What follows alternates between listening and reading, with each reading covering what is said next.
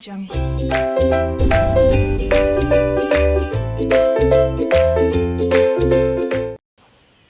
very good afternoon to all of y'all. Good afternoon to all of y'all watching the lectures online through YouTube. तो आज का दिन जो है वो काफ़ी खास दिन है. आज हम लोग क्या करने वाले हैं, CA इंटर लॉ के सारे अमेंडमेंट्स करने वाले हैं. And fortunately for all, for the November attempt ज़्यादा कोई अमेंडमेंट्स है नहीं. इंस्टीट्यूट ने आरटीपी के साथ साथ कुछ अमेंडमेंट्स नोटिफाई किए हैं, but out of all the amendments that the institute has notified, almost half of them are the earlier amendments which were already covered in the classes also and were covered in the notes also. तो गिने चुने मुझे लगता है जो नए amendments है, कुछ 3 या 4 है, उससे ज़्यादा आप लोगों को amendments नहीं होते हैं. तो जैसे इंस्टीट्यूट का पैटर्न होता है, आप लोग जानते होंगे that all those amendments which have been notified 6 months before the examinations are applicable. तो अगर आप लोगों का अटेम्प्ट नवंबर में है, अप्रैल एंड तक जो भी चेंजेस आए हैं वही सारे चेंजेस आपको एप्लीकेबल होते हैं. तो 30 अप्रैल 2022 तक जो भी चेंजेस आए हैं बस उतने ही अमेंडमेंट्स आप लोगों के लिए एप्लीकेबल है. हो सकता है उसके बाद कुछ चेंजेस आए हैं, बट इंस्टीट्यूट आपसे ये अमेंडमेंट्स करने के लिए एक्सपेक्ट नहीं करता है. जैसे कुछ दिन पहले ही स्मॉल कंपनी की डेफिनेशन में चेंज हुआ है, there was a change in the rule, और वो नंबर्स को प्रिस्क्राइब किया गया है higher as compared to what I had taught in the class. Okay, but now this rule is not applicable to you, जो अभी चेंज हुआ है. क्यों? क्योंकि ये तो अभी कुछ दिन पहले आया है ना. सिर्फ वही सारे चेंजेस जो 30 अप्रैल 2022 तक आए हैं, बस वही सारी चीज़ें जो होती है वो आप लोगों के लिए एप्लीकेबल है. बट जहाँ तक आज के ये लेक्चर की बात है, आज मैं इंस्टीट्यूट के अमेंडमेंट नोट्स के हिसाब से जाने वाली हूँ, और इंस्टीट्यूट ने जो सारे अमेंडमेंट्स नोटिफाई किए हैं, चाहे वो पुराने वाले हैं या चाहे वो पहली बार आप लोगों के लिए एप्लीकेबल है, I am not going to differentiate between the two. I will be covering up all the amendments. Of course एक एक अमेंडमेंट करते वक्त मैं आपको बताती जाऊंगी कि कौन से सारे अमेंडमेंट्स ऑलरेडी मैंने कर लिए थे और कौन से वाले नए वाले हैं. बट एज अ स्टूडेंट वैसे भी ये सारी चीज़ें अमेंडेड है, तो आपके लिए तो वैसे भी रिविजन हो ही रहा है. तो योर डोंट डिफरेंशिएट ये पुराना वाला है या ये नया वाला है. ठीक है, आप लोगों के लिए everything should be the same. Of course yes, जो भी सारे प्रोविजन अमेंडेड है वो ज़्यादा इंपॉर्टेंट रहते हैं, but apart from that everything is important. ये चीज़ है जो ज़्यादा इंपॉर्टेंट है, acceptable, but everything that is prescribed in your syllabus is important. Other laws में तो कोई भी अमेंडमेंट नहीं आया. तो 4 अदर लॉज है, उसमें तो कुछ भी अमेंडमेंट नहीं है. और ये जो कंपनीज एक्ट है 2013, उसमें कुछ अमेंडमेंट्स है, जिसमें से कुछ अमेंडमेंट्स ऑलरेडी करवाए गए थे क्लास में, ये पुराने ही है जो इंस्टीट्यूट ने डाले थे, और कुछ नई चीज़ें हैं जो आज हम लोग एक साथ पढ़ने वाले हैं. ये जो अमेंडमेंट के नोट्स है मैंने इसी लेक्चर में कमेंट पिन किया है, अलॉन्ग विद दैट डिस्क्रिप्शन में भी आप इन नोट्स को डाउनलोड कर सकते हो. And if not these notes, तो फिर आप लोग जानते हो ICAI.org पे ये सारी board of studies students portal पे ये सारे अमेंडमेंट्स जो है वो एप्लीकेबल है. Please refer the notes so that it's easier for you to connect with the topics.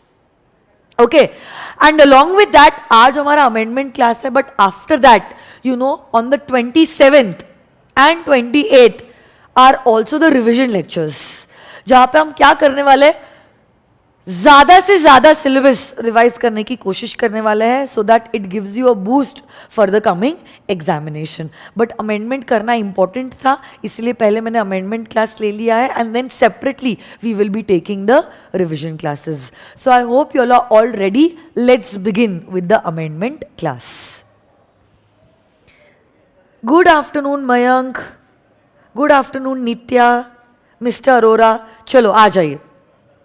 So these are the notes that I have given in the comment section. I have pinned that particular note link also. हम लोग शुरू करते हैं with the amendment. पहले chapter में कोई भी changes नहीं है. जहां तक चैप्टर नंबर 2 है कंपनीज एक्ट का, Chapter number 2 was relating to incorporation and the matters that were incidental thereto. अब उसमें एक था सेक्शन नंबर 16, नाम को चेंज करने की बात. सेक्शन का नाम था rectification of the name of the company.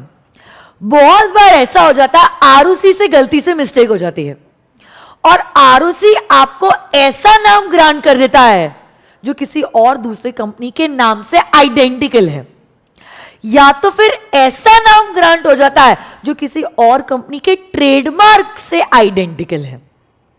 अब अगर आपके कंपनी का नाम किसी और कंपनी के ट्रेडमार्क से मैच होता है, मिलता जुलता है, तब ये जो रजिस्टर्ड ट्रेडमार्क का प्रोप्राइटर है वो 3 सालों के अंदर, आपके कंपनी के इनकॉर्पोरेशन के 3 सालों के अंदर सीजी के पास जा सकता है और कह सकता है, हे सीजी देखो, I am the proprietor of this registered trademark.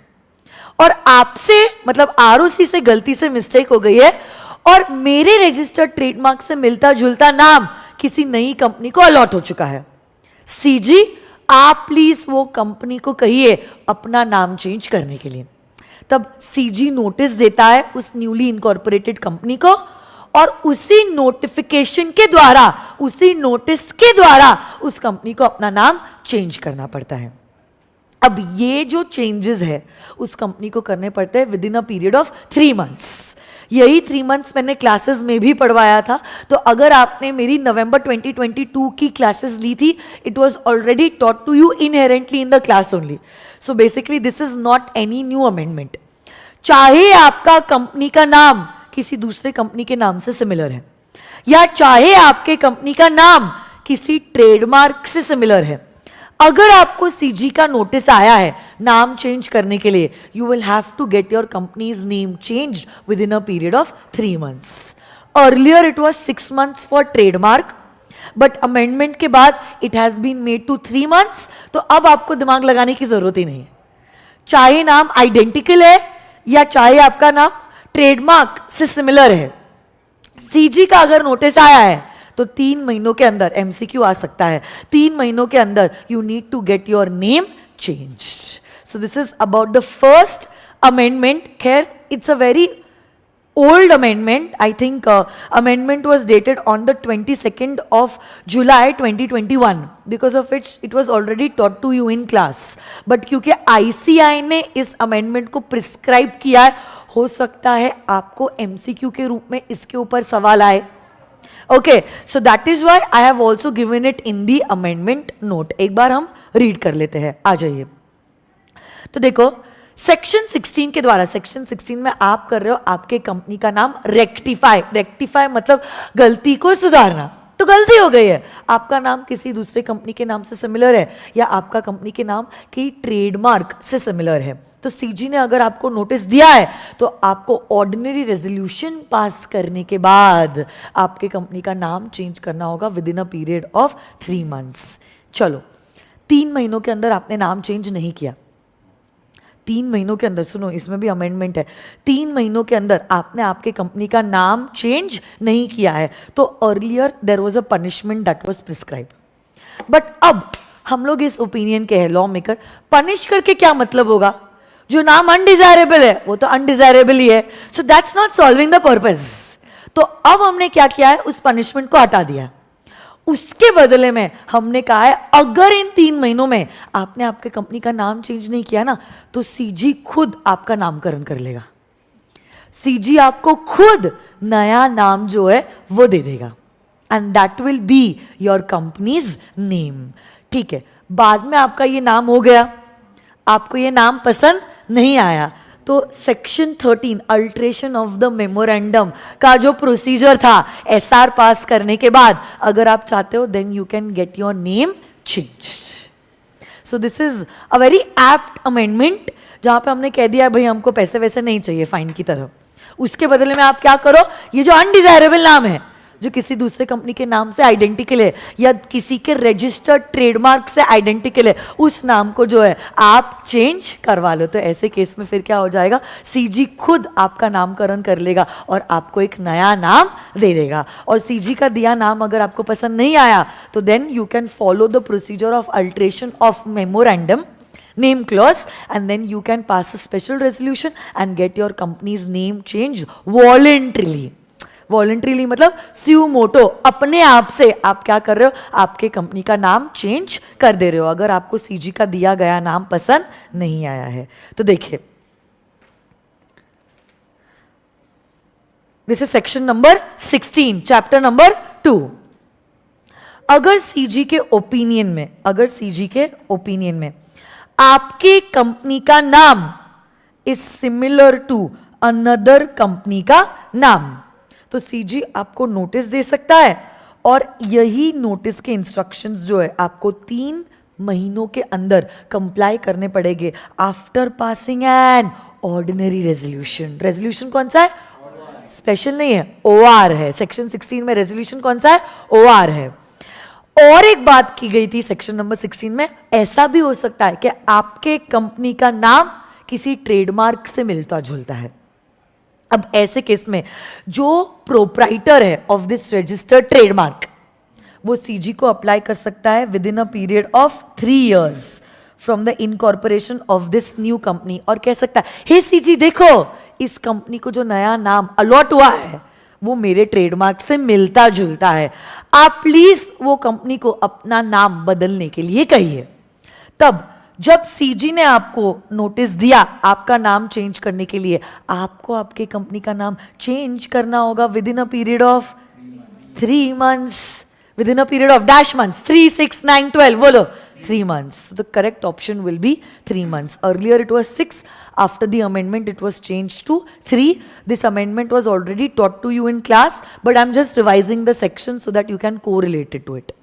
Okay, और जिन्होंने पुरानी क्लास ली थी तो please just make a note of the changes. Now it is 3 months. Along with that, इन 3 महीनों के अंदर अगर आपने प्रोसीजर कंप्लाई नहीं किया और आपके कंपनी का नाम आपने चेंज नहीं किया, तो सीजी के पास पावर है। क्या पावर है सीजी के पास? वो क्या कर सकता है? आपका नामकरण कर सकता है और आपको एक नया नाम दे सकता है। यस, और फिर ये जो नया नाम है वो वॉलंटरीली आप सेक्शन 13 का प्रोसीजर कंप्लाई करके चेंज कर सकते हो। And of course because your name has been changed, you will also be issued a fresh certificate of incorporation. Yes or no, guys? Sure? 100%? Yes. So this was the change under chapter number 2. Chapter number 3, 4, 5 में कोई changes नहीं है। Directly हम जाते हैं to chapter number 6. And this chapter number 6 was relating to registration of charges. Charges का ये chapter था। इसमें एक छोटा सा change है, ज़्यादा कुछ बड़ा change नहीं है, मैं आपको बताती हूँ। आप लोग जानते हो कोई भी कंपनी ने अपनी कोई भी एसेट के ऊपर अगर चार्ज क्रिएट किया है, इसी चार्ज को क्या आरओसी के पास 30 दिनों के अंदर रजिस्टर करना कंपलसरी है? अरे एकदम सिंपल सेक्शन है ना, सेक्शन नंबर 77। क्या कहता है ये सेक्शन नंबर 77? कोई भी कंपनी ने अपनी कोई भी एसेट के ऊपर अगर चार्ज क्रिएट किया है, इसी चार्ज को 30 दिनों के अंदर आपको आरओसी के पास रजिस्टर करना कंपलसरी है। 30 दिन नहीं तो एडिशनल और 30 दिन वगैरह वगैरह वो सब हमने देखा था, ठीक है। बट अभी हम लोग अमेंडमेंट कर रहे हैं, तो 30 दिनों के अंदर you need to get the charge registered with the ROC. CHG1, CHG9, क्या तुम्हें याद है? यस। अब ऐसे केस में you need to get this charge registered with the ROC. But अब ये जो रूल में अमेंडमेंट आया है, there is basically an insertion. ये रूल कहता है, ये देखो रेड में जो है ना, दैट इज द अमेंडमेंट। ये रूल कहता है कि अगर आपकी कंपनी ने, अब आपकी कंपनी कैसी कंपनी है? आपकी कंपनी है एक बैंकिंग कंपनी, और इसी बैंकिंग कंपनी ने लिया है एक लोन फ्रॉम आरबीआई। तो आरबीआई के पास भी पावर है कि वो शेड्यूल्ड बैंक्स को लोन दे सकती है। आरबीआई के पास भी पावर है कि वो शेड्यूल्ड बैंक्स को लोन दे सकती है। देखो बैंकर्स का काम क्या होता है? पैसे लेना और पैसे देना। बट पैसे देने के लिए क्या बैंकर के पास खुद पैसा होना जरूरी है? तो अगर से for example bank of Baroda आपको, मुझे, पब्लिक एट लार्ज को लोन देना चाहती है, लोन देने के लिए क्या बैंक ऑफ बड़ौदा के पास खुद पैसा होना जरूरी है? तो अब one of the sources through which a banker gets money is it applies to the RBI, the Reserve Bank of India. तो कौन किसके पास गया है? हमारी बैंक, यस, गई है आरबीआई के पास। और हमारी बैंक ने क्या किया है? अप्लाई किया है for a short term loan.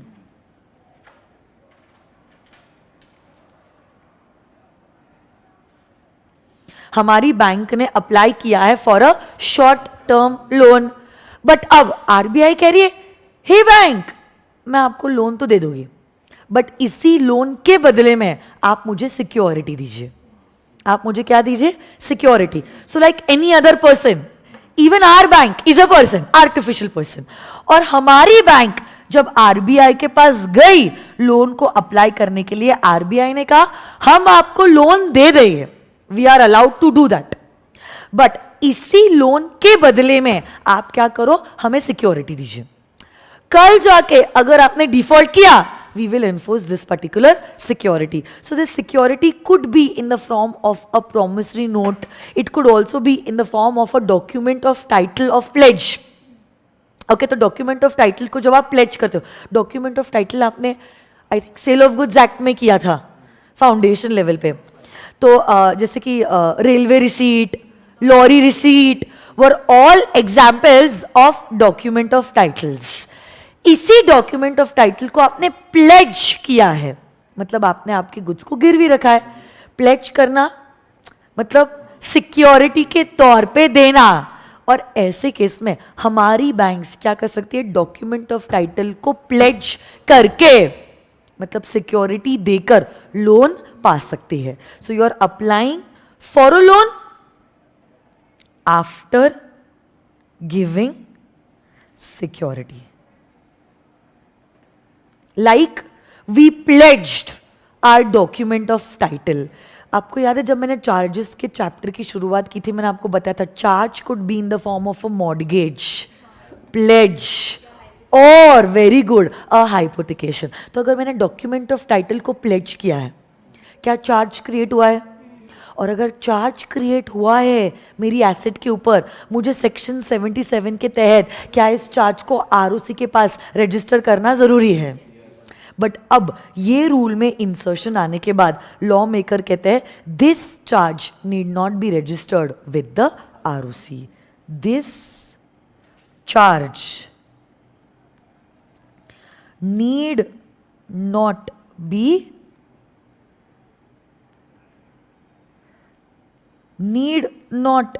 Registered with the ROC. मैं वापस से कहती हूं, जनरल रूल कहता है हर कोई company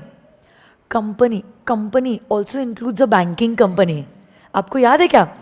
because a company means a company incorporated under this act और under any previous company law. It includes banking companies, insurance companies, companies involve in the generation और the supply of electricity, companies incorporated under special acts and even body corporates as notified by the CG like the FCI or the National Highway Authority of India are body corporates, still Companies Act is applicable to them। तो अब मुझे बताओ banking companies को भी क्या companies act applicable है? Yes. तो अब ऐसे केस में अगर आपकी बैंकिंग कंपनी ने आरबीआई के पास गया है और इस बैंकिंग कंपनी ने लोन को अप्लाई किया है, बट आरबीआई कहती है हम लोन देंगे, बट आप आपकी सिक्योरिटी दीजिए।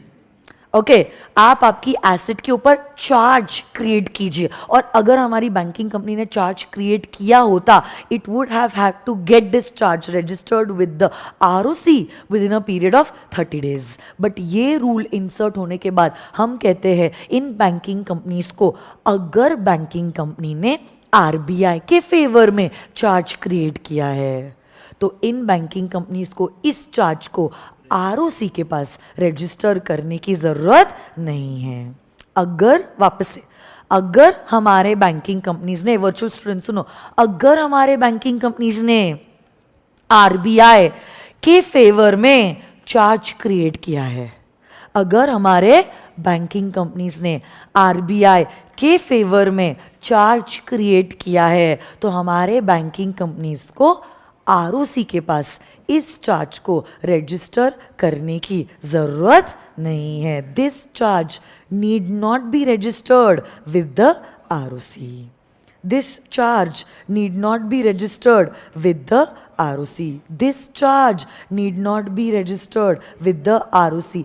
इस अमेंडमेंट के पहले तक हमारी कंपनीज को, और ये बैंकिंग कंपनीज इंक्लूडिंग, ऐसे चार्ज को ROC के पास रजिस्टर करना मैंडेटरी था. अब ये अमेंडमेंट के बाद हमने कहा है इन कंपनीज को इस चार्ज को रजिस्टर करने की जरूरत नहीं है. Now we will see what was the rule that is been inserted. ठीक है, छोटा सा रूल है जो इंसर्ट हुआ है, सुनो. So nothing in this rule shall apply. So nothing in this rule, what was written in this rule, that every charge created has to be registered with the ROC within a period of 30 days, shall not apply. Shall not apply to any charge required to be created or modified, क्योंकि section 77 includes both creation as well as modification by a banking company under section 77 in favor of the RBI.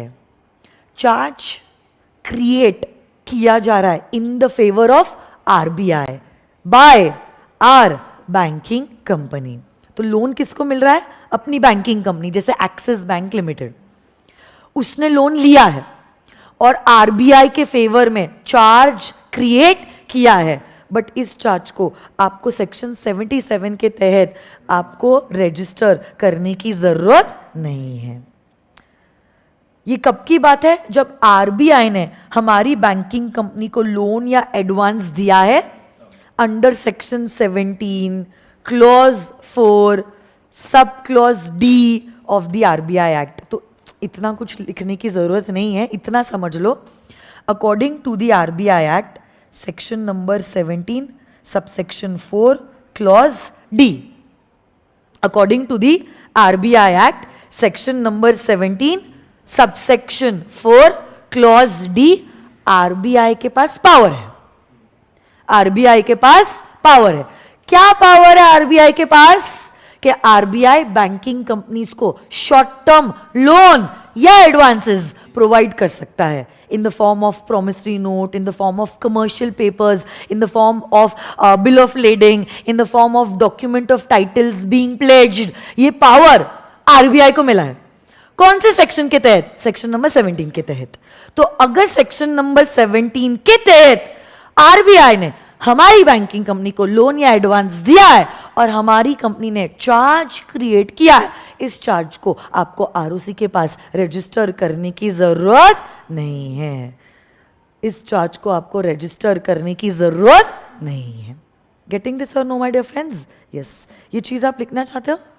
लिख लिया? Wonderful. So this charge need not be registered with the ROC under section 77. Yes, only when banking company has got the loan or advance from RBI. और RBI ने भी ये जो loan या advance दिया है that is under section 17 subsection 4 clause D, which is usually applicable to short term finances.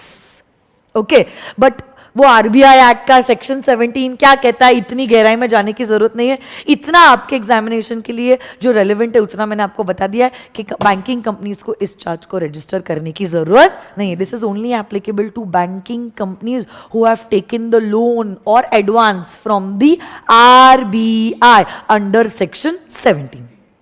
Yes और no guys? Wonderful. So this is amendment number 2. Officially amendment number 1, क्योंकि पहली वाली अमेंडमेंट जो है वो ऑलरेडी क्लास में कवर हो चुकी थी. हम आगे बढ़ सकते हैं? Okay, virtual students, I hope you all are with me. Let's move ahead. Next amendment is in chapter number 7, management and administration. अब सुनो, बहुत मस्त अमेंडमेंट है ये, section number 94 and really very relevant in these days, especially when there are so many cyber crimes that are happening. मैं आपको बताती हूँ ये सेक्शन क्या कहता है. सुनो मेरी बात एकदम ध्यान से.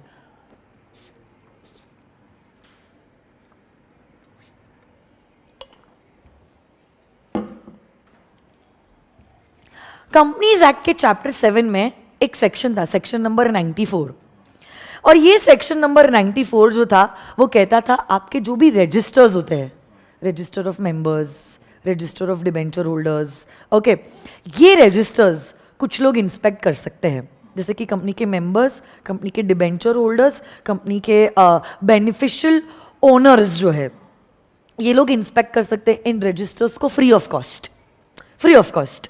इनफैक्ट उनकी एक्सट्रैक्ट्स भी ले सकते हैं। Apart from that, if you are not a member of the company, if you are not a debenture holder of the company, if you are not a beneficial holder of the company, you can still inspect these registers on the payment of certain nominal fees.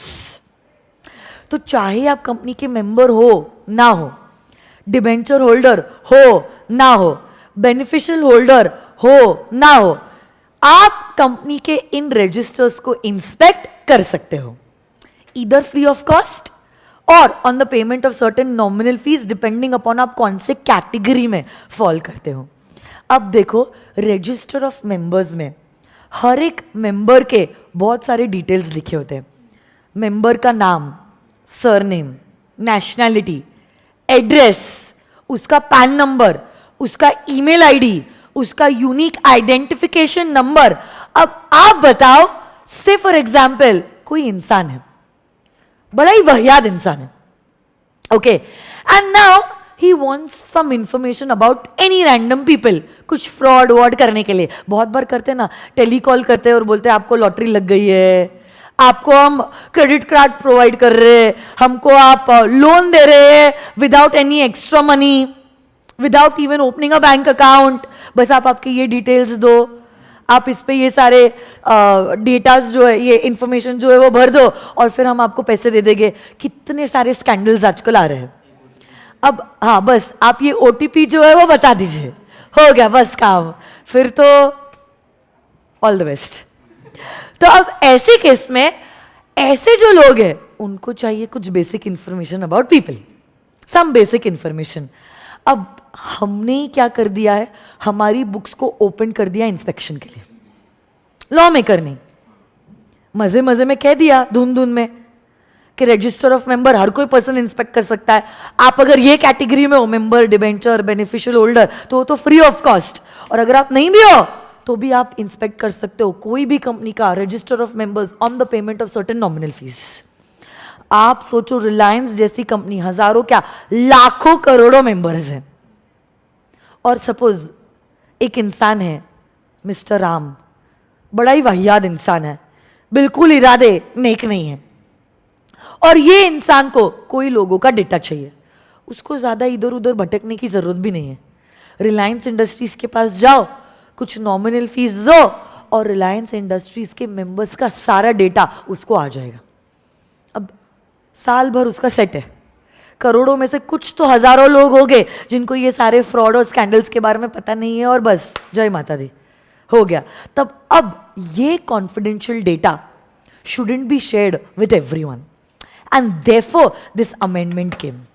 ये amendment कहता है आज के बाद आपको inspect करना है register of members, आप कीजिए, बट अगर कोई इंसान रजिस्टर ऑफ मेंबर्स को इंस्पेक्ट कर रहा है, 4 चीजों के बारे में हम मेंबर्स की डिस्क्लोज उसको नहीं करेंगे।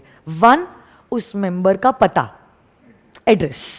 तो अब देखो, अगर नेचुरल पर्सन होगा तो उसका घर का एड्रेस होता है जो यूजुअली रजिस्टर्ड होता है, but even one company can invest in the shares of another company, तो ऐसे केस में हो सकता है उसका रजिस्टर्ड एड्रेस, ओके। तो अगर आपकी ऑर्गेनाइजेशन कोई कंपनी है या बॉडी कॉर्पोरेट है तो आपका रजिस्टर्ड एड्रेस होता है, या तो अगर नेचुरल पर्सन है तो आपका एड्रेस होता है। तो ये एड्रेस के बारे में हम डिस्क्लोज नहीं करेंगे। किसी इंसान के घर का पता बहुत निजी मामला होता है, it's very confidential. We don't share our address to everyone. Do you know where I live? No. We've been taking classes from the last 3.5 months. We've been together and we know each other. But still you don't know where I live. And even I don't know where you live. So basically where a person stays is a very confidential information. We don't give it to every person and any person. And therefore, किसी इंसान का address हम share नहीं करेंगे, साथ साथ में उसका पैन नंबर, उसका email ID and along with that his unique identification number. Usually we share our Aadhaar card number. तो ये आधार कार्ड नंबर भी बहुत कॉन्फिडेंशियल होता है.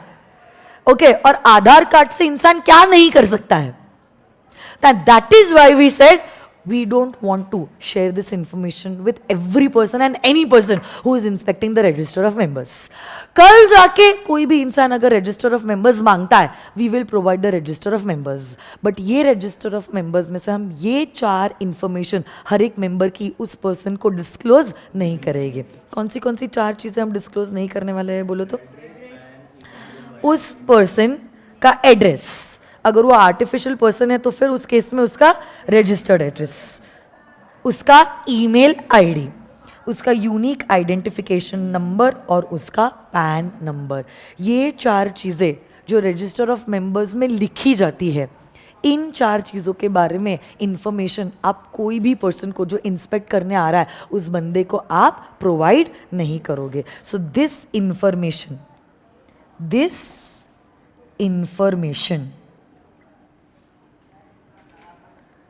will not be provided. This information will not be provided. तो अगर आपके कंपनी का रजिस्टर ऑफ मेंबर्स है, हर एक मेंबर के बहुत सारी कॉन्फिडेंशियल इंफॉर्मेशन उस रजिस्टर ऑफ मेंबर्स में दी जाती है.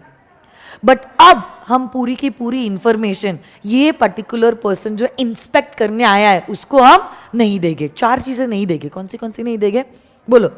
Address, email ID, unique identification number and pan number. हो सकता है एमसीक्यू आ गया या 2 मार्क का सवाल आ गया कि कोई मेंबर आ गया कंपनी के पास, रिलायंस के पास, और रिलायंस को कहा कि मुझे कंपनी का रजिस्टर ऑफ मेंबर्स दो. रजिस्टर ऑफ मेंबर्स दिया गया बट उसमें पैन नंबर प्रोवाइड नहीं किया गया था ऑफ द मेंबर्स. तो ये जो मेंबर है जो रिलायंस के पास आया उसने कहा कि मेरे साथ गलत हो रहा है, मैं कंपनी का मेंबर हूं तो मेरे पास सारे मेंबर्स की डिटेल्स के बारे में पता होना चाहिए अगर मैं इंस्पेक्शन के लिए आता हूं. So he filed a case against Reliance industries limited कि हे जज साहब देखो मेरे साथ गलत हुआ है. क्या ये मेंबर के साथ गलत हुआ है? नहीं. अमेंडमेंट के बाद अब हम कहेंगे कि ये मेंबर के साथ गलत नहीं हुआ है. अमेंडमेंट के बाद अब हम कहते हैं आपको अगर रजिस्टर ऑफ मेंबर्स इंस्पेक्ट करना है आप कीजिए, बट ये रजिस्टर ऑफ मेंबर्स में हम इन 4 चीज़ों के बारे में नहीं बताएंगे. कौन सी 4 चीज़ों के बारे में नहीं बताएंगे? एक बार लास्ट बार बोलो. उस मेंबर का address, email ID, unique identification number and the pan number. ये 4 चीजें हम उसको नहीं बताएंगे. हो सकता है 1-2 मार्क के लिए कुछ ट्रू फॉल्स आ जाए या एमसीक्यू भी इंस्टीट्यूट पूछ सकता है. We never know. Okay, so this is the next amendment. Okay, chapter number 7 management and administration. Chapter 8 में अमेंडमेंट नहीं है. Now we are directly going to chapter number 9 accounts of companies. आ जाइए accounts of companies पे. This amendment was already covered by Swapnil sir, but फिर भी मैंने आपको जैसे कहा है कि अब हम लोग क्या करने वाले हैं, रिवाइज करने वाले, तो एक बार सिर्फ बता देती हूँ आपको. It's a very old amendment, सितंबर 2021 की ये बात है. तो क्लास में ऑलरेडी आपको ये पढ़ाया गया है, बट स्टिल बिकॉज इंस्टीट्यूट ने अपने अमेंडमेंट नोट्स में प्रोवाइड किया है, I am covering it over here. It will just be a revision for all. It's okay, it's no नुकसान, लॉस तो है नहीं. जो भी रिविजन होगा या तो अगर आपने नहीं पढ़ा है तो पढ़ना हो जाएगा. It's going to be a total gain only.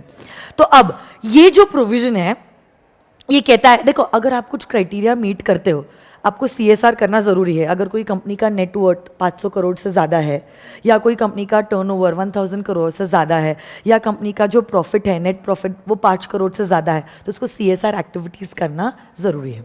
अरे हाँ है ना, CSR कमेटी बनाओ, CSR की एक्टिविटी करो वगैरह वगैरह. अब आप लोग जानते हो 2020 में जब कोविड आया तो देश की हालत बहुत ख़राब थी. ऑक्सीजन की कमी थी, वैक्सीनेशन का केओस था, इतना सारा मतलब बेसिकली पब्लिक को फैसिलिटीज़ ही नहीं मिल रही थी.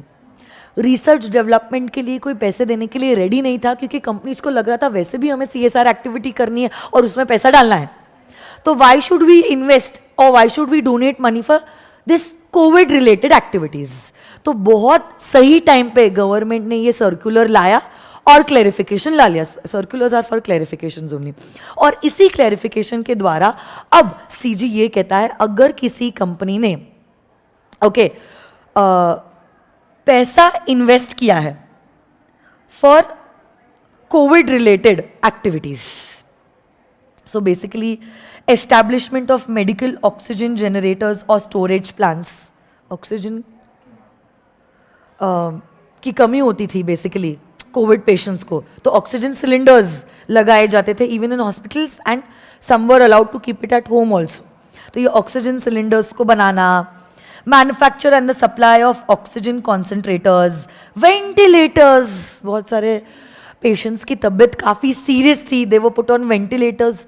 हॉस्पिटल्स में बेड और वेंटिलेटर्स की कमी होने लग गई थी, तो वेंटिलेटर्स बनाने के लिए अगर आपने पैसे दिए हैं, so basically in short Covid को काउंटर करने के लिए जो भी सारी चीज़ें फैसिलिटीज़ और इंफ्रास्ट्रक्चर इंडिया में लगाना ज़रूरी था, उसमें अगर आपने पैसा डाला है, would be a CSR activity, would be a CSR activity. उतना ही नहीं, आपने अगर रिसर्च और डेवलपमेंट प्रोजेक्ट में पैसा दिया है फॉर रिसर्च कि क्या कोविड की कोई वैक्सीनेशन आ सकती है, कोई ट्रीटमेंट है, उसका रिसर्च चालू है, तो उसमें भी अगर आप पैसा डालोगे तो that will also be considered as a CSR activity. Getting this or no? आप अकेले भी पैसा डाल सकते हो, आप गवर्नमेंट कंपनी के मिल के साथ भी क्या कर सकते हो, कोई प्रोजेक्ट में पैसा डाल सकते हो.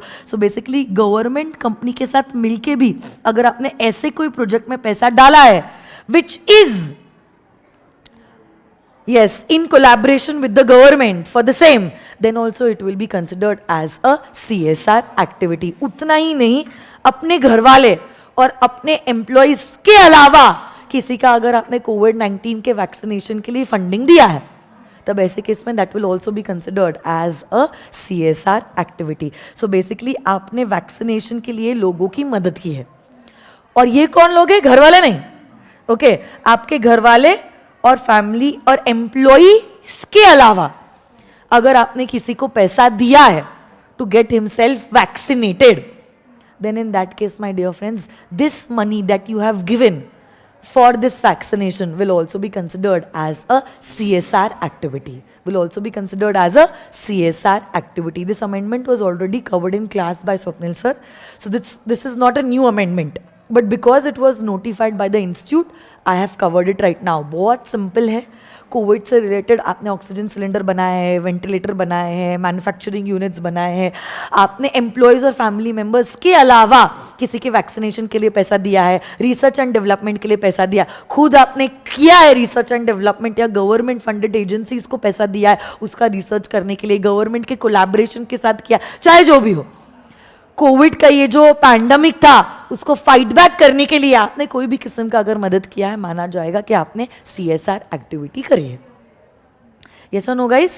And I think the last amendment that is remaining is relating to section number 137, copy of financial statements to be filed with the ROC.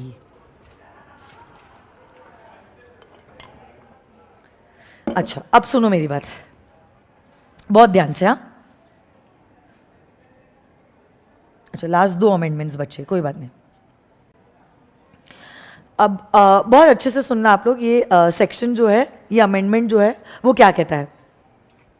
देखो, it's a new insertion and it's important specially from the MCQ point of view. Okay, ये form number आपको learn करना जरूरी रहेगा. देखो, it's an insertion.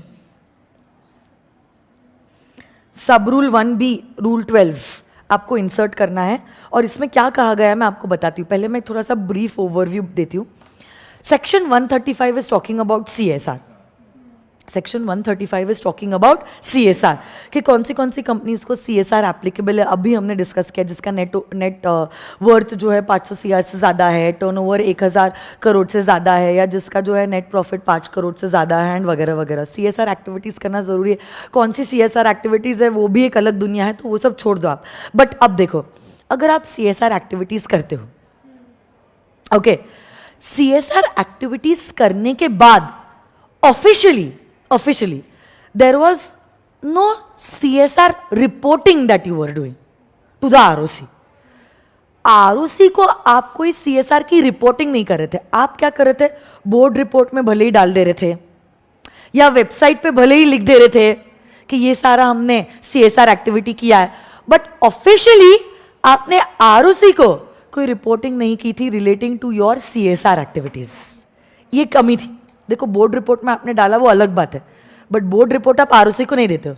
आप website पे जब लिखते हो कि हमने एज अ हम्बल जेस्चर ये सोशल एक्टिविटीज की है, ये सीएसआर एक्टिविटीज की है, is not a reporting to the ROC. तो अब हमने ये जो कमी थी उसको भी ये अमेंडमेंट के तहत अब पूरी कर दी है। जो अधूरी कहानी थी उसको हमने क्या कर दी है, पूरी कर दी है। अब हमने कहा है आज के बाद हर कोई कंपनी जिसको सीएसआर के ये प्रोविजंस एप्लीकेबल है उसको क्या करना पड़ेगा, एक फॉर्म जो है वो आरओसी को सबमिट करना पड़ेगा। एक फॉर्म जो है वो उसको क्या करना पड़ेगा, आरओसी को सबमिट करना पड़ेगा। और यही जो फॉर्म नंबर है that is form number CSR2। ये फॉर्म नंबर प्लीज याद रखना, हो सकता है एमसीक्यू के रूप में पूछा जाएगा। It's a new form that has been introduced. Okay, so 1 या 2 मार्क के लिए आपको एमसीक्यू पूछा जा सकता है, you never know, just keep this form number in your mind. CSR2 आप किसके पास फाइल करने वाले हो, आरओसी के पास फाइल करने वाले हो। And this CSR2 has to be filed with the financials of the company with the ROC. तो आप लोग जानते हो हर एक कंपनी को क्या करना पड़ता है, हर एक कंपनी को अपने फाइनेंशियल स्टेटमेंट्स जो होते हैं वो आरओसी के पास फाइल करने पड़ते हैं, इधर इन फॉर्म नंबर AOC4, या तो अगर वो NBFC है तो AOC4 NBFC इंडियन AS के हिसाब से, या तो कुछ कुछ कंपनीज को XBRL फॉर्मेट में भी क्या करना पड़ता है, अपने फाइनेंशियल स्टेटमेंट्स जो होते हैं वो फॉर्म करने पड़ते हैं। तो अब ऐसे केस में आप जब आपके ये फाइनेंशियल स्टेटमेंट्स फाइल करते हो, फाइनेंशियल स्टेटमेंट्स के साथ साथ AGM के 30 दिनों के अंदर आप फाइनेंशियल स्टेटमेंट्स फाइल करते हो। Correct me if I am wrong, am I correct? Okay, AGM complete होने के 30 दिनों के अंदर, 1 minute I just write it down. हर एक कंपनी को क्या करना पड़ता है, कंपनी को AGM कंप्लीट होने के 30 दिनों के अंदर आरओसी के पास क्या फाइल करना पड़ता है, अपने financial statements.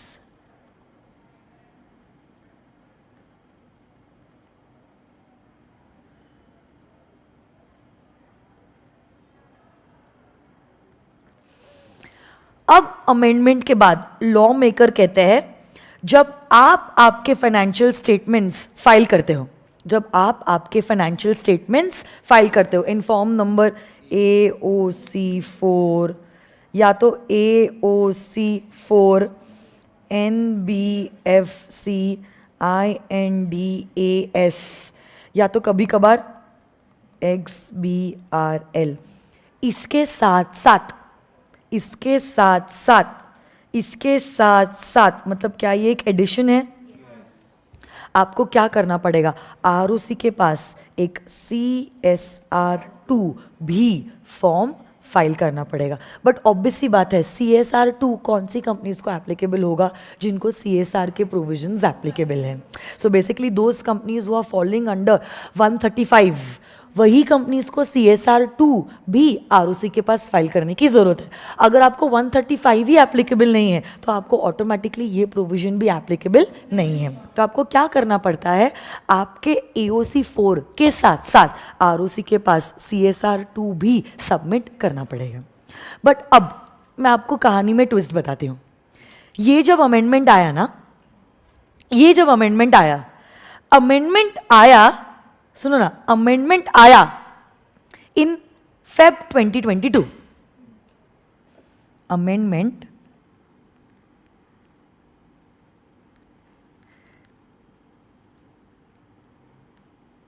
Came on 11th Feb 2022। और जब ये अमेंडमेंट आया ना 11th Feb 2022 को, तो ये अमेंडमेंट कहता था कि ये जो CSR2 की बात हमने कही है, ये जो हमने CSR2 की बात कही है, ये CSR2 आपको फाइल करना पड़ेगा from the financial year ending 2021। मतलब अब आप बताओ, when is financial year 2021 ending 31st March 2021, you have to file CSR 2 of financial year 2020-21, which is ending on 31st of March 2021. But आप बताओ ये जो चीज है, ये अमेंडमेंट कब आया? बोलो ना, अमेंडमेंट आया कब? 11th of Feb 2022. आप बताओ 11th Feb 2022 तक मेरा financial year ending 31st March 2021, मेरे फाइनेंशियल स्टेटमेंट्स बन भी गए थे, ऑडिट भी हो गए थे, एजीएम में ले करके अडॉप्ट भी हो गए थे, उसको मैंने आरओसी के पास फाइल भी कर लिया था. सही या गलत? आप आओ इस दिन पे तो आपको समझ में आएगा, आप महसूस कर पाओगे मैं क्या कह रही हूं. अमेंडमेंट आया है 11 Feb 2022 को, और 11 Feb 2022 को सरकार कह रही है जो आपका फाइनेंशियल ईयर एंड हुआ है 31st March 2021, उसका भी आप CSR 2 फाइल करो. बट क्या कहता है ये रूल कि आपको CSR 2 फाइल करना पड़ता है विथ AOC 4. अरे AOC 4 मेरा long time back already file हो चुका है, तब तो मुझे पता भी नहीं था कि मुझे CSR 2 फाइल करना पड़ेगा. आप आज अचानक से बोल रहे हो CSR 2 फाइल करो, तो मैं करूंगा कैसे? वो तो ऑलरेडी फाइल हो चुका है. तो लॉ मेकर ने भी इस चीज को समझा है और कहा है आप चिंता मत कीजिए, for the financial year that is ending on 31st of March 2021, आप CSR 2 जो है वो फाइल कर सकते हो बाय 31st March 2022. बट आपको पता है ये अमेंडमेंट में भी अमेंडमेंट आया. ये अमेंडमेंट आया था 11/2/2022 और कहा अब वो तो आपने AOC 4 भर दिया है, तो आप एक काम करो 31st March 2022 तक तो भर दो CSR 2 पिछले साल का. ओके, बट फिर लॉ मेकर ने सोचा this is a very short period of time for all this, तो इसको भी हमने अमेंड किया further. So basically even this date is not actually relevant for us. Further amendment के बाद कहा आप ये CSR 2 जो है, कौन से साल का CSR 2? Financial year 2021. ओके, आप फाइल कर सकते हो till 31st of March 2022. So basically और 2 महीने ऐड कर दिए. अमेंडमेंट आया 11 Feb को, तो फेब के आधा महीना मिल रहा है, मार्च अप्रैल मई, 3.5 महीने का समय है to file CSR 2 of which year? Financial year 2021.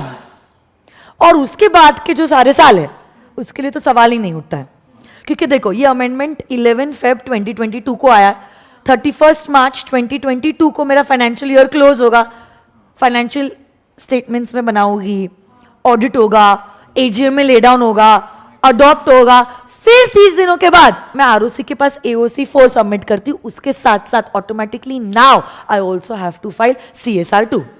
तो आगे की बात तो स्ट्रीमलाइन हो चुकी है, बट क्योंकि ये प्रोविजन बैक मतलब 1 साल पहले से एप्लीकेबल है, that is why we give a little leniency and we said don't worry, financial year 2021 का ये जो CSR 2 है वो आप फाइल कर सकते हो any time by 31st of May 2022. Did you understand this? Are you sure, my dear friends? So basically this provision is applicable to those companies which have to file CSR, जिनको 135 applicable है. आपको आपके financials के साथ साथ CSR 2 भी ROC के पास submit करना जरूरी है. वैसे ये जो है ये ट्रांजैक्शन मतलब ये फाइनेंशियल ईयर 2021 ये अभी रेलिवेंट नहीं है, बिकॉज 31 of May 2022 भी कंप्लीट हो चुका है. But because this is the first time this thing is applicable to you, I don't know, हो सकता है एग्जामिनेशन में इंस्टीट्यूट सवाल पूछ सकती है, but what is more important I feel rather than the dates is form number CSR 2. This is my personal opinion. तो form number CSR 2 तो आपको याद रखना ही है, क्योंकि इरिस्पेक्टिव ऑफ अब तो आपको आगे जाके आपके फाइनेंशियल्स के साथ साथ CSR 2 तो भरना ही है ROC के साथ, हाँ या ना?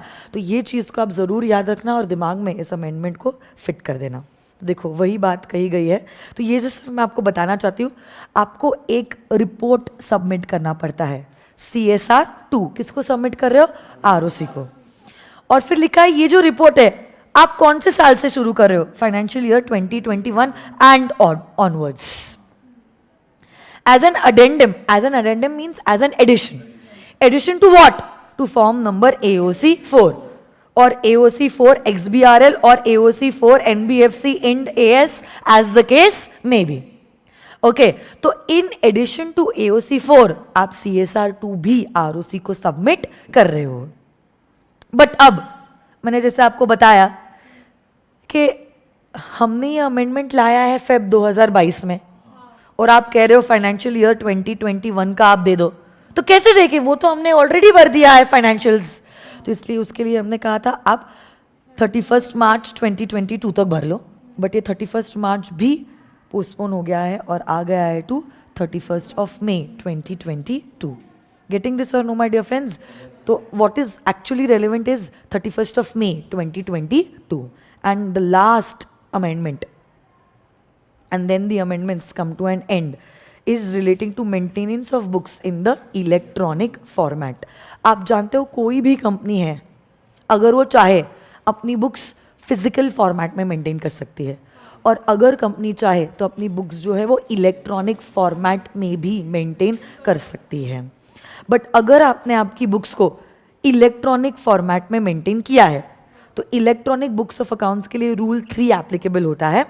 तो अब ऐसे केस में माय डियर फ्रेंड्स, अगर इलेक्ट्रॉनिक फॉर्मेट में आपने आपकी बुक्स को मेंटेन किया है, जो भी सॉफ्टवेयर आप इस्तेमाल कर रहे हो आपकी बुक्स को बनाने के लिए, से for example tally, any software, you make it sure कि ये जो आपके सॉफ्टवेयर्स है, ये जो आपके सॉफ्टवेयर्स है, it is having the facility of recording the audit trail and creating an edit log।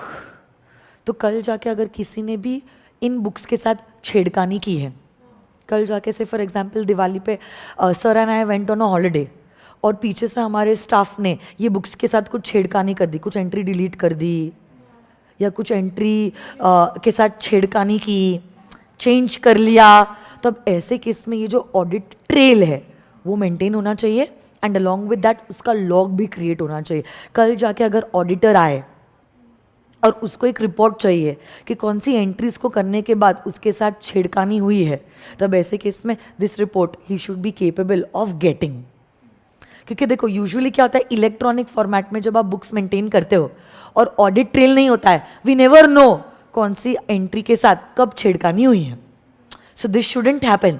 छेड़खानी हुई है मतलब it's something fishy, suspicious, and that is why we said that hey company, आप चाहे जो भी सॉफ्टवेयर इस्तेमाल कर रहे हो for maintaining your books in the electronic mode, you have to make it sure your accounting software is having the capacity of maintaining an audit trail along with that also creating an edit log। तो कल जाके अगर auditor demand भी करता है या चाहता है कि उसको ये एडिट लॉग मिले, एडिट मतलब जिसने कुछ चेंजेस किए in that particular entries, तो he'll be capable of getting that log कि इस तारीख को इस पर्सन ने इस एंट्री के साथ ऐसी छेड़खानी की है।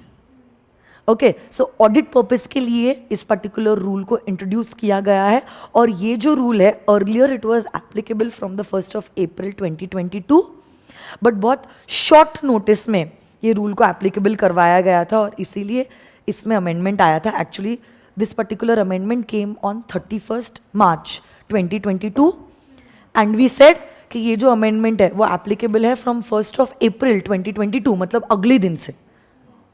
तो इतने शॉर्ट नोटिस पे आप कैसे सॉफ्टवेयर चेंज कर लोगे, इम्प्लीमेंट भी कर लोगे, एम्प्लॉयज़ को ट्रेन भी कर लोगे? That's not possible. एम्प्लॉयज़ को ट्रेन भी तो करना होता है ना, तो इसीलिए कहा गया है this is applicable but not from the 1st of April 2022, it's applicable from the 1st day of April 2023। तो 1 साल का ब्रीदिंग पीरियड दे दिया है इस एक साल में आप डिसाइड कर लो कौन सा सॉफ्टवेयर आपको एप्लीकेबल करवाना है. Along with that train your employees and get things changed accordingly. Okay, so this is all about the amendments for November 2022. Fortunately, आपके अटेम्प्ट में ज़्यादा अमेंडमेंट्स नहीं है. जैसे मैंने कहा 3 ही अमेंडमेंट्स है, बाकी सारे अमेंडमेंट्स तो ऑलरेडी क्लास के दौरान हो गए थे. तो होपिंग कि आप अपना बेस्ट दो इस अटेम्प्ट के लिए, बिकॉज अगली बार कितने अमेंडमेंट्स आए इसके बारे में हम कोई गारंटी नहीं ले सकते हैं. ओके, बहुत कम अमेंडमेंट्स है और समय अभी आपके हाथों में है. You still have few days of September, full October left in your hand. ये कम समय को भी अगर आपने एफिशिएंटली यूटिलाइज किया, आपको मैक्सिमम रिजल्ट्स मिल सकते हैं. It's up to you. ज़्यादा से ज़्यादा राइटिंग प्रैक्टिस कीजिए, पास्ट पेपर सॉल्व कीजिए. In fact I just want to tell you all that 27th और 28th को हम लोग रिविजन सेशंस लेने वाले हैं, जहां हम कोशिश करेंगे 2 दिनों में ज़्यादा से ज़्यादा चैप्टर्स का रिविजन हो जाए, ताकि आपको एक कॉन्फिडेंस मिले. Don't miss this opportunity. और वहां पे हम नहीं रुकने वाले हैं. अक्टूबर के महीने में मैंने प्लान किया है कि हम ICI के पास्ट पेपर्स सॉल्व करने वाले हैं और RTP की भी कुछ राइटिंग प्रैक्टिस होने वाली है. तो ये सारी चीज़ों को ज़रूर आप ध्यान रखना. Mark it in your calendar and attend these lectures, because देखो 30 मार्क्स के लिए MCQ है, बाकी 70 मार्क्स इज ऑल सब्जेक्टिव. और अगर ये सब्जेक्टिव है, सिर्फ कंसेप्चुअल क्लैरिटी आपको मार्क्स नहीं देने वाली है. कंसेप्चुअल क्लैरिटी के साथ साथ learning and writing is also equally important. Amendments की मैंने जिम्मेदारी पूरी की है. 27 और 28 को I will let you know about the timing through our Telegram channel and my Instagram handle. वहां पे मैं आपको बता दूंगी ये 2 दिनों में what time will be the revision sessions. Of course, they will be they will be through the live streaming mode for virtual students on YouTube. और अगर आप पुणे में हो तो फिजिकली आप ये रिविजन लेक्चर्स को अटेंड कर सकते हो. बट रिविजन के साथ साथ हम राइटिंग प्रैक्टिस भी करने वाले हैं, which is going to increase your confidence to the next level.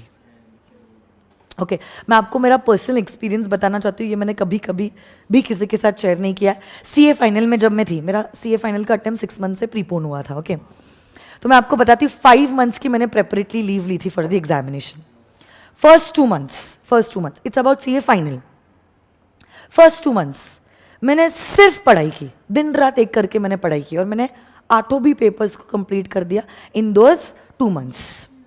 And I was very relaxed. I am like first reading is done 2 महीने में. अब 3 महीने चलो सेकेंड और थर्ड रीडिंग करते हैं. बट फिर मैंने सोचा सेकेंड और थर्ड रीडिंग करने के पहले एक बार चलो रैंडमली ICI का कोई पेपर देखते हैं और सॉल्व करते हैं. देखते तो है ये 2 महीने में मैंने क्या गुल खिलाया है, दिन रात एक करके, इतना सारा सैक्रिफाइस करके क्या मैंने करा है. पेपर लिया मैंने, पहला पेपर अकाउंट्स का, और सॉल्व करने शुरू किया एकदम घड़ी के कांटे के हिसाब से. 3 घंटे में 2 से 5 के बीच में पेपर सॉल्व करना है. 20 मिनटों में पेपर हो गया. कुछ आ ही नहीं रहा था. 20 मिनट के बाद पता ही नहीं था मुझे लिखना क्या है. That was the time I became crazy. I am like 2 महीने मैंने किया क्या है, मतलब what has just happened. It was like a shock. मतलब उस शाम मेरे को याद है मैंने खाना भी नहीं खाया था. I was only crying. Then my dad came home and he's like, what happened to you? I told him about what happened. कि 2 महीने मैंने 14 घंटे पढ़ाई की है. मैंने लिटरली कोई सोशल इवेंट अटेंड नहीं किया है, कोई बर्थडेज नहीं, कोई मूवीज नहीं, टीवी बंद. Even my parents shut down the TV for us, for me and my brother. आप लोगों ने हमारे लिए इतना सैक्रिफाइस किया है और मैं क्या कर रही हूँ, 2 क्वेश्चंस में सॉल्व कर पा रही हूँ. What did I do in these 2 months? ऐसा भी नहीं है that I did not behave sincerely towards myself. 2 महीना इज्जत से मैंने पढ़ाई किया था, एकदम इज्जत, मतलब एकदम sincerely. Then why am I not able to answer? Was the question. मैंने इसको बहुत मन पे ले लिया इस एपिसोड को, और मैंने ठान लिया कि अब मैं ICI तेरे को बता के रहोगे. 20 मिनटों में तूने मुझे ये औकात मेरी बता दी है ना, अब तू रुक.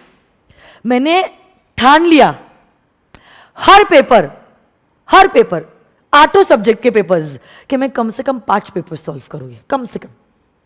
And you will not believe, in the coming 1.5 month I only did 1 thing. I was solving ICI papers, that's it. हर एक सब्जेक्ट के 5-5 पेपर्स मैंने सॉल्व किए, हर एक सब्जेक्ट के. वही काम मैंने किया है 1.5 महीना. और बाकी का जो समय था वापस से मैंने सेकंड रिवीजन के लिए इस्तेमाल किया है. यू विल नॉट बिलीव, ये 1.5 महीने में जो मैंने पेपर्स को सॉल्व किया है उसी ने मेरे कॉन्फिडेंस को नेक्स्ट लेवल लेके गया है, जिसके वजह से even though my attempt was preponed by 6 months, I gave both the groups together and I cleared in the first attempt. तो ICI के पेपर सॉल्व करना इज रियली वेरी इंपॉर्टेंट. जब एग्जामिनेशन के लिए मैं गई थी मेरे को ऐसे कुछ नया नहीं लग रहा था. मतलब I was not at all anxious, बिल्कुल एंक्शियस नहीं थी. वो ऐसे एग्जाम फीवर, एंजाइटी और वो सब था ना, मुझे ऐसे लग ही नहीं रहा था कि मैं कुछ नया कर रही हूँ. अरे 5-5 पेपर्स हर सब्जेक्ट के, मतलब 8 5 40 papers I solved. 40 papers is not a joke. 40 papers मैंने अगर सॉल्व किए हैं. जब मैं एक्चुअल पेपर के लिए गई थी मुझे ऐसे कभी लग ही नहीं रहा था that I am going for an ICI examination. वही समय 2 से 5, वही पेपर पैटर्न, वही चीजें मैं फॉलो कर रही हूँ, वही रूटीन में फॉलो कर रही हूँ. तो मुझे ऐसा लगा ही नहीं कुछ नया मेरे साथ हो रहा है. वो 40 दिनों में, मतलब 1.5 महीने में हर रोज मैंने एक पेपर सॉल्व किया है. हर रोज वही रूटीन था. और उसके बाद तो और एक रिवीजन किया. और फिर रिवीजन के बाद मैंने एक्चुअली नवंबर में पेपर अटेम्प्ट किया था. 2011 की बात है. तो that anxiety, that nervousness, that loss of confidence was not there only because अंदर से मुझे पता था कि मैं कुछ नया कर ही नहीं रही हूं, मैं वही कर रही हूं जो मैंने पिछले इतने महीनों से किया है. And that is why I was able to clear the examination. So writing practice and solving past papers is an equal important role for the examination. इतने महीने अगर आपने इतनी पढ़ाई की है ना, मुझे पता है आप लोगों के क्या रूटीन थे. सुबह के 8 बजे से रात के 8 बजे तक आप लेक्चर्स में रहते थे, फिर आप होमवर्क करते थे, संडे टू संडे आप टेस्ट देते थे. I know how much you have sacrificed. मेरे आंखों के नीचे की बात है. Even I have been through the same phase. इतने सैक्रिफाइसेस आपने किए. Now it's the time to get the fruits for these sacrifices. इतने समय तक अगर आपने अपने आप को होल्ड किया है तो आई थिंक कुछ महीने और आप होल्ड कर लो, you will be able to get your desired results. वो डिटर्मिनेशन होना ज़रूरी है, वो डेडिकेशन होना ज़रूरी है, और वो हार्डवर्क अब करना ज़रूरी है. इतने महीने आपने 6 महीने हार्डवर्क किया है, अब 1.5-2 महीने के लिए पीछे बिल्कुल मत हटिए, because this is the time which is going to make the difference. Classes और होमवर्क तो सबने किया है, बट सेल्फ स्टडी के टाइम को आप कैसे यूटिलाइज करते हो is the differential factor. And that is why this time I have planned for these writing past examination papers and solving the RTPs. क्योंकि बहुत सारे बच्चों की यही दिक्कत आई थी कि मैम आता सब कुछ है, लर्न सब कुछ किया है, बट लिख ही नहीं पाए. अरे तो इतनी मेहनत करके अगर आप लिख नहीं पाए तो फायदा क्या हुआ मेहनत करके? Because these 3 hours are those hours in which you write the paper. और यही जो आपने 3 घंटों में लिखा है वो इंस्टीट्यूट को बताता है कि आपने कितनी मेहनत पिछले 8-9 महीनों में की है. बिकॉज आपके और इंस्टीट्यूट की ये जो गैप है, एक ही चीज ब्रिज करती है, the paper that you wrote in these 3 hours. उसी से इंस्टीट्यूट डिसाइड करेगा whether you should be passed or you should be shown भाई after every November there is me that path. So basically my dear friends, जो मैंने strategy follow की थी that's a well tested strategy and was really beneficial to me. तो इसलिए मैंने सोचा this should also be implemented on the kids, and I don't think so the kid should fail just because he is not able to present his knowledge. इतनी मेहनत की है, इतना अच्छे से समझा है, लेक्चर्स अटेंड किया है, होमवर्क किया है, सेल्फ स्टडी किया है, but just because he is not able to present the knowledge should not be the reason of not clearing. चलो बच्चे ने लेक्चर्स बंक ही किए हैं, होमवर्क ही नहीं किया है, सेल्फ स्टडी को बिल्कुल इंपॉर्टेंस नहीं दिया और वो फेल हो रहा है, तो मेरे को बिल्कुल बुरा नहीं लगेगा, क्योंकि उसकी औकात ही नहीं थी पास होने की. उसने वो डिटर्मिनेशन बताया ही नहीं था, वो डेडिकेशन बताया ही नहीं था उसके कोर्स को. बट इतना करने के बाद फिर भी अगर आपको मार्क्स नहीं मिल रहे हैं और आप फेल हो जाते हो just because you are not able to write, then it feels really very bad. क्योंकि वो 1-2 दिन या 1-2 हफ्ते या 1-2 मेहनत की बात नहीं है. It's a question of our 8 to 9 months that you all have spent day in and day out. और अब वो समय आ चुका है जहाँ पे आपको बोए हुए बीज का फल मिलने वाला है। तो इस समय पे तो आपको बिल्कुल भी पीछे हटना नहीं चाहिए। जब हम 27 और 28 को रिवीजन के लिए मिलेंगे तब मैं आगे की डेट ज़रूर डिक्लेयर करूँगी कि कब हम पास्ट पेपर्स और आरटीपी की रिटन प्रैक्टिस करने वाले हैं। तब तक के लिए stay inspired, stay blessed and all the best. Thank you so much. Bye bye. Bye bye virtual students.